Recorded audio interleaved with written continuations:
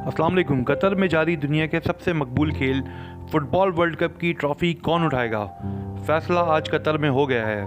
दोनों टीमें मैदान में उतरी। अर्जेंटीना ने पहले हाफ में फ्रांस के खिलाफ 2 गोल किए। पहला गोल पेनल्टी किक मिलने पर स्टार फुटबॉलर मेसी ने किया।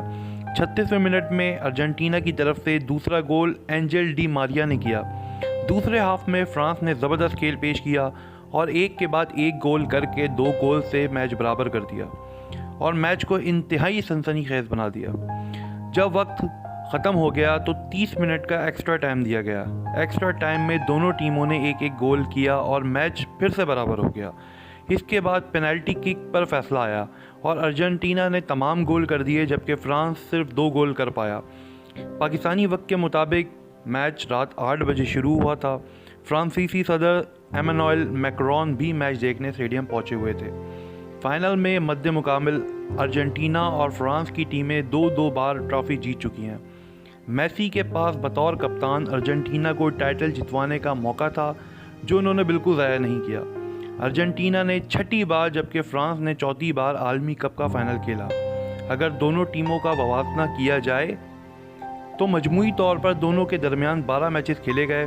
6 अर्जेंटीना ने जीते, 3 बार फ्रांस जीता और 3 मैचेस ड्रॉ है। वर्ल्ड कप 2018 में जब दोनों टीमों का सामना हुआ तो फ्रांस ने मैच 4-3 से जीता। आलमी रैंकिंग में अर्जेंटीना का तीसरा और फ्रांस का चौथा नंबर है।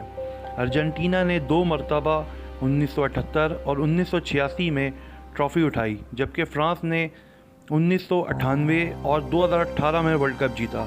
अर्जेंटीना ने टाइटल जीतकर 1962 में ब्राज़ील के बाद ये कारनामा अंजाम देने वाली दूसरी टीम हो गई है जिसने 3 बार टाइटल अपने नाम किया।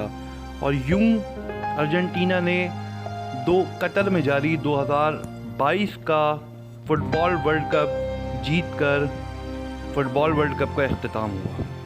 अगर मेरी वीडियो पसंद आए तो लाइक करें, शेयर करें और चैनल सब्सक्राइब नहीं किया तो सब्सक्राइब करें। मिलते हैं अगली वीडियो के साथ, तब तक के अपना ख्याल रखिएगा। अल्लाह हाफ़िज़।